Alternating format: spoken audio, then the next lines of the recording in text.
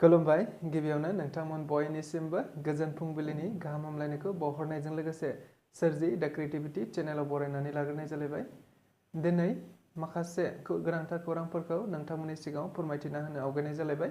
नोंथांमोनहा नायनानै जुदि मोजां मोनोब्ला लाइक खालामगोन, शेयार खालामगोन होनना आसा खालामबाय। लोगोसे चेनेलाव गोदान फैदोंब्ला चेनेलखौबो साबस्क्राइब खालामनानै लानो थाखाय गुरैयै खावलायबाय। थ' बिदिब्ला जोङो दिनैनि माखासे गोनांथार खौरांफोरखौ खोनासंलांदिनि। दायो फिन UPPL राजखान्थि दोलोआव गोबांथार लाइमोनफोरा जयनिं जादों। लोगोसे बिथांमोनहा जयनिं जानाय हाबाफारियाव बाहागो लानानै खौरांगिरिफोरनि सिगाङाव बुंथिनानै होदों।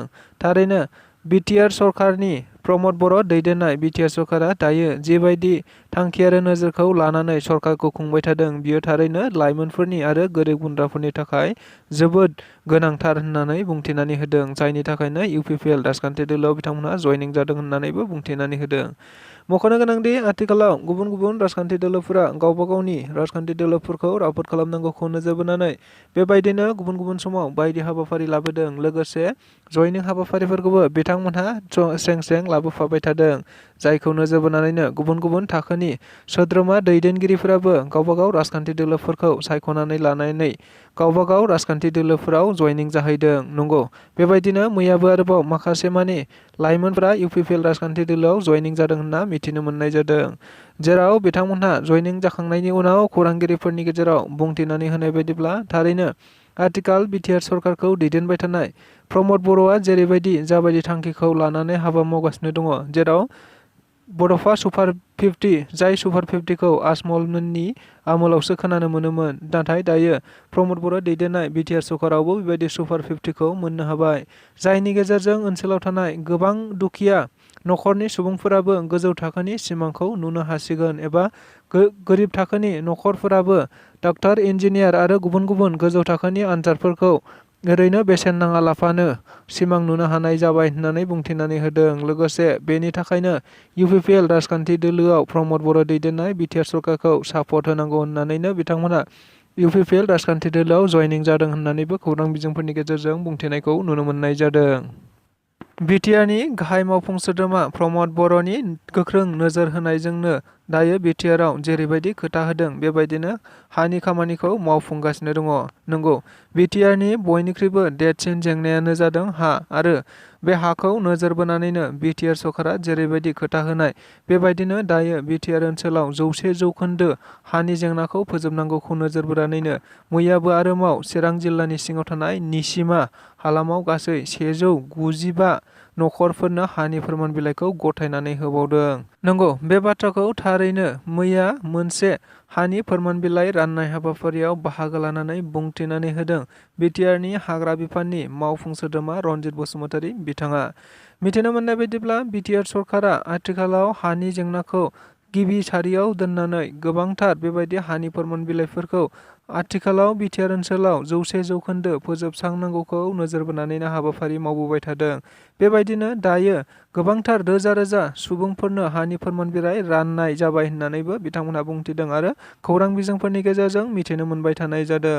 नंगौ, बेबायदिनो आरोबाव मैयाबो 14 नं चिरां बियाबनि सिङाव थानाय निसिमा ओनसोलाव गासै 194 न'खरफोरनो हानि फोरमान बिलाइ राननायखौ नुनो मोननाय जादों। जेराव बे हाबाफारियाव हाग्रा बिफाननि मावफुं सोद्रोमा रनजित बसुमतारी बिथाङा बाहागो लादों आरो बाहागो लानानै बिथाङा खौरांगिरिफोरनि सिगाङाव बुंथिनानै होनाय बायदिब्ला थारैनो BTRनि गाहाय मावफुं सोद्रोमा प्रमद बर'नि गोख्रों नोजोर आरो थांखि, जाय थांखिया BTRनि हानि जेंनाखौ फोजोबस्रांनाय आरो BTRआव हानि जेंनाखौ 100% फोजोबस्रांनांगौखौ नोजोर बोनानैनो दायो हानि जेंनाफोरखौ एबा हानि फोरमान बिलाइफोरखौ गुबुन गुबुन थाखोनि रायजो राजाफोरनि थाखाय राननानै होबाय थादों होननानैबो बिथाङा खौरांगिरिफोरनि सिगाङाव बुंथिनानै होदों।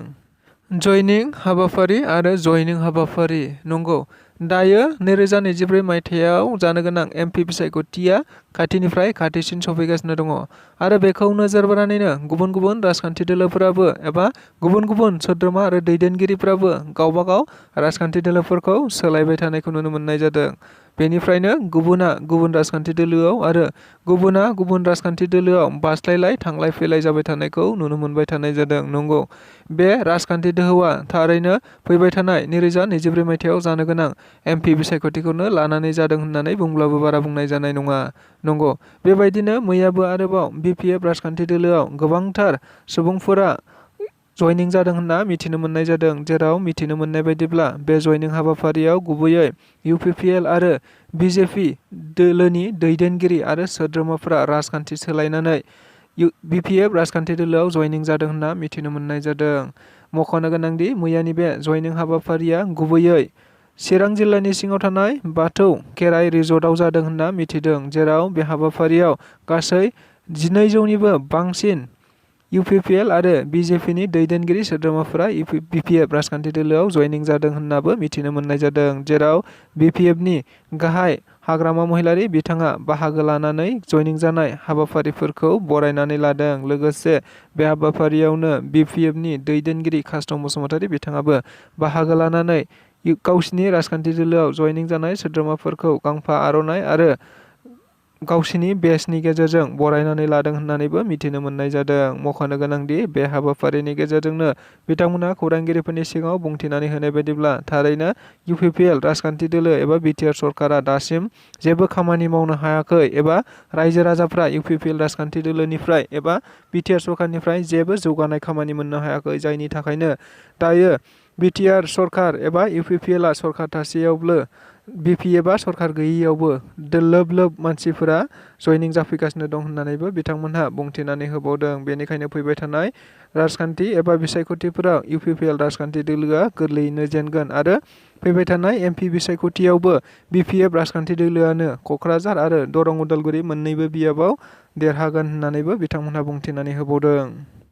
धेकियाजुलि प्रेस क्लाबआव मोन 36निबो बांसिन आदिबासि आफादनि गुबुन गुबुन आफादफोरा खौसेथि खौरांगिरि मेल लानायखौ नुनो मोननाय जादों। मख'नो गोनांदि आदिबासि हारिफोराबो आसामाव दायो गोबां समनिफ्रायनो बेबायदिनो गावसोरनि हारियाव ST मोननांगौखौ नोजोर बोनानै बेबायदिनो गुबुन गुबुन दाबि दैखांबोबाय थादों, जेराव बिथांमोनहा गुबुन गुबुन आफादफोरजों लोगो नांनानैनो मोनसे गोरोबथाबो लानानै थांदोंमोन, नाथाय बेबायदि गोरोबथाफोरा बिथांमोननि गांनाय उखैनाय हारिनि सुफुंनो हानाय जायाखै होननानैबो खौरांगिरिफोरनि गेजेरजों बुंथिदों, जेराव बिथांमोनहा गुबैयै थारैनो बे गोरोबथा जानायनि गेजेरजों गोबांथार मुंख्लं जालांनाय मुंख्लंफोरनोबो रांखान्थियारि अनसुंथाइ होनोबो बिथांमोनहा दाबि दैखांदों। नाथायबा बे खौरांगिरि मेलनि गेजेरजों गुबै थांखि दैखांदों बिथांमोनहा थारैनो फैबाय थानाय समाव आदिबासि हारिफोरखौ थाबैनो ST दानानै होनांगौ होननानैबो बुंथिदों, नङाब्ला बिथांमोनहा फैबाय थानाय समाव गोबां जेंना जागोन आरो आसाम सरकारनि हेंथायै गोबांथार सोमावसारनाय हाबाफारिफोरबो लानाय जागोन होननानै बिथांमोनहा खौरां मेलनि गेजेरजों मिथिनो मोननाय जादों। जों बयबो खौरां बिजोंफोरनि गेजेरजों मिथिनो मोन्दों दि बिथांमोनहा बेबायदिनो गुबुन गुबुन समनिफ्रायनो गोबाव समनिफ्रायनो गावसोरनि हारियाव ST दानांगौखौ नोजोर बोनानै बेबायदिनो हारि नाङैनो सोमावसारबोबाय थादों, नाथाय दायो बिथांमोननिसिम बेबायदि ST मर्यादाखौ होनाय जायाखै। अदेबानि गोरोबथा जाखांनायनि उनावबो बिथांमोनहा दासिमबो मुंख्लं नखरफोराबो राङारि अनसुंथाइ मोननो हायाखै, बेनिखायनो रांखावरि अनसुंथाइखौबो थाबैनो मोननांगौ एबा होनांगौ होननानै सरकारनिसिम दाबि दैखांनायखौबो बिथांमोनहा खौरांगिरि मेलनि गेजेरजों बुंफोरनानै होदों। जों बयबो मिथिगौ लकसभा बिसायख'थिया खाथिनिफ्राय खाथिसिन सफैगासिनो दङ, जायखौ नोजोर बोनानैनो गुबुन गुबुन राजखान्थि दोलोफोराबो गावसिनि राजखान्थि दोलोफोरखौ राफोद खालामनांगौखौ नोजोर बोनानै गुबुन गुबुन जायगाफोराव गुबुन गुबुन थावनिफोराव मेल मिटिं खुंबाय थानायखौ नुनो मोननाय जादों, जायनि गेजेरजों जयनिं हाबाफारियाबो बैफोर राजखान्थि दोलोफोरनि मोनसे गेदेरथार हाबाफारि जानानै थाफादों। नंगौ, बेबायदिनो मैयाबो आरोबाव आथिखाल BTR सरकारखौ दैदेनबाय थानाय UPPL राजखान्थि दोलोआबो जयनिं हाबाफारि लानाय जादों। मख'नो गोनांदि गुबैयै बे जयनिं हाबाफारिखौ फैबाय थानाय 2024 मायथाइयाव जानो गोनां MP बिसायख'थिखौ नोजोर बोनानैनो खालामदों होननानैबो मिथिनो मोन्दों, जेराव बे जयनिं हाबाफारिया मैया गुबैयै गसाइगाव महकुमानि सिङाव थानाय धरमपुर गामिनि गासै गं 75 नखरफोरा खेबसेयैनो UPPL दोलोआव जयनिं जाहैयो होननानै मिथिनो मोननाय जादों आरो बे जयनिं जानायनि गेजेरजोंनो UPPL राजखान्थि दोलोफोरा फैबाय थानाय लकसभा बिसायख'थियाव देरहागोना रोखा होननानैबो माखासे UPPL राजखान्थि दोलोनि दैदेनगिरि बिथांमोनहा खौरां बिजोंफोरनि गेजेरजों बुंथिनानै होनायखौबो मिथिनो मोनबावनाय जादों।